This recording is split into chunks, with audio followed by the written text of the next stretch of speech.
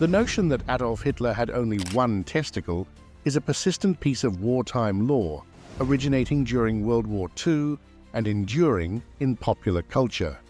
This claim, alleging that Hitler was monarchic, having only one testicle, has roots in both Allied propaganda and anecdotal accounts from various sources.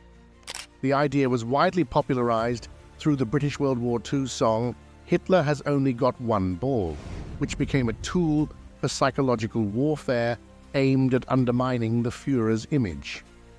Over time, this myth has captivated historians and the public alike, prompting investigations into its veracity and influencing perceptions of Hitler's personal and public life.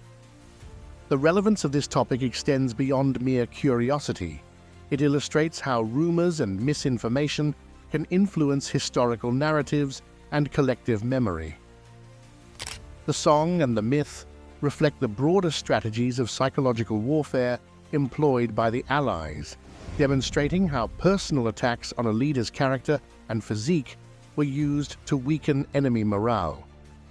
In historical studies, examining this myth provides insight into the ways propaganda can shape and distort the understanding of historical figures, highlighting the importance of discerning fact from fiction in historical analysis.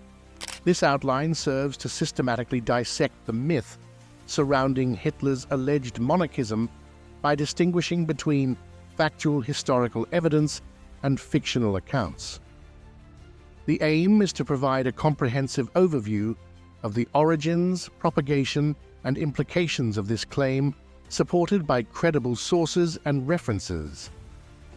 By exploring both the factual basis and the cultural impact of the myth, this outline seeks to enhance understanding of how such narratives emerge and persist, and how they affect historical scholarship. The myth of Hitler's monarchism gained widespread attention through the popular British wartime song "Hitler Has Only Got One Ball." This song, set to the tune of the Colonel Bogey March, was a satirical piece of propaganda designed to mock and demoralize the Nazi leadership. Its lyrics crudely claimed that Hitler had a physical deformity, with lines such as, "Hitler has only got one ball, the other is in the Albert Hall." The song not only served as a form of comic relief, but also as a strategic tool in psychological warfare, aiming to diminish Hitler's feared image by portraying him as physically incomplete and thus symbolically weakened. In the context of World War II, psychological warfare played a crucial role in the Allied efforts to erode the morale of the Axis powers. Personal attacks, including those on physical attributes or personal characteristics of enemy leaders, were common tactics. The myth about Hitler's monarchism, propagated through songs and rumors, served to humanize and ridicule him, reducing his imposing image and undermining his authority. By circulating such stories, the Allies sought to demystify and diminish the figure of Hitler, making him seem more vulnerable and less formidable to both Allied troops and the civilian population. Several sources provide varying accounts of Hitler's medical history, particularly regarding his alleged monarchism. Reports from World War I suggest that Hitler might have sustained a groin injury during the Battle of the Somme in 1916, which some claim resulted in the loss of one testicle. These accounts, however, are often based on anecdotal evidence and lack comprehensive medical documentation. Testimonies from personal doctors and close associates, such as Dr. Theodor Morell, Hitler's personal physician, do not corroborate the claim of monarchism in any verifiable medical records. These inconsistencies cast doubt on the reliability of the injury reports and highlight the challenges in confirming this aspect of Hitler's medical history. The most controversial and potentially conclusive evidence regarding Hitler's alleged monarchism comes from the autopsy report conducted by Soviet authorities in 1945. According to the report, the Soviet autopsy claimed that Hitler's body was missing one testicle, seemingly confirming the wartime rumors. However, the authenticity and accuracy of this report have been widely debated among historians. The chaotic nature of the war's end, the Soviets' possible motives for altering evidence, and the lack of corroboration from other sources contribute to ongoing skepticism about the report's findings. This ambiguity underscores the difficulty in separating fact from propaganda in the historical record, particularly regarding figures as polarizing as Hitler. The assertion that Hitler had only one testicle has been supported by various claims over the years, primarily from anecdotal sources. One significant claim comes from Dr. Johann Jambor, a German army medic who reportedly treated Hitler during World War I. According to Jambor, Hitler sustained a severe groin injury at the Battle of the Somme, resulting in the loss of one testicle. Jambor's account, relayed through his friend Blasius Handzuk, surfaced posthumously and has been cited in discussions about Hitler's medical history. Other supporting evidence includes testimonies from individuals who were close to Hitler or involved in his medical care. For example, Erwin Giesing, a surgeon who treated Hitler after the 1944 assassination attempt, allegedly observed that Hitler was missing one testicle. Such claims, while intriguing, are often second-hand and lack concrete documentation, relying instead on personal recollections and wartime anecdotes. These accounts, though not definitive, contribute to the persistence of the monarchism myth by providing seemingly credible, if unverifiable, testimony. Despite the anecdotal evidence, there are several counterarguments and credible sources that dispute the claim of Hitler's monarchism. For one, detailed examinations of Hitler's health by his personal physicians, including Dr. Theodor Morell, do not mention such a condition. Morell's extensive medical records, which document various ailments and treatments, make no reference to monarchism, suggesting that if Hitler had this condition, it was not of significant concern to his doctors or went unnoticed.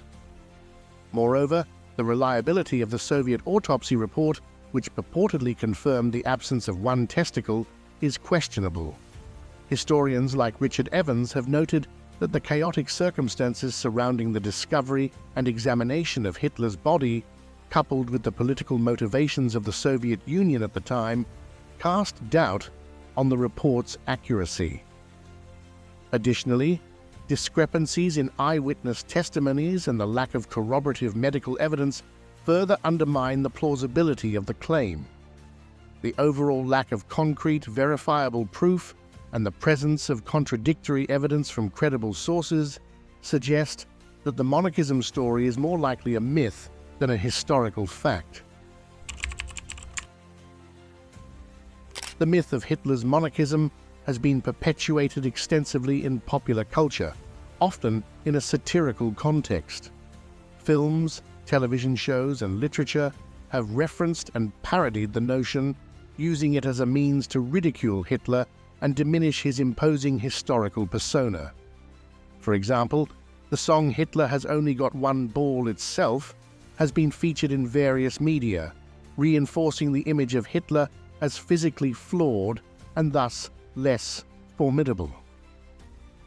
This satirical portrayal has also extended to more serious forms of media.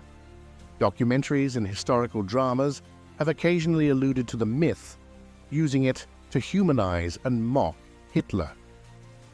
These representations, while often intended as humor, contribute to a broader cultural perception that intertwines historical figures with exaggerated or fabricated personal traits, impacting how they are remembered and understood by the public.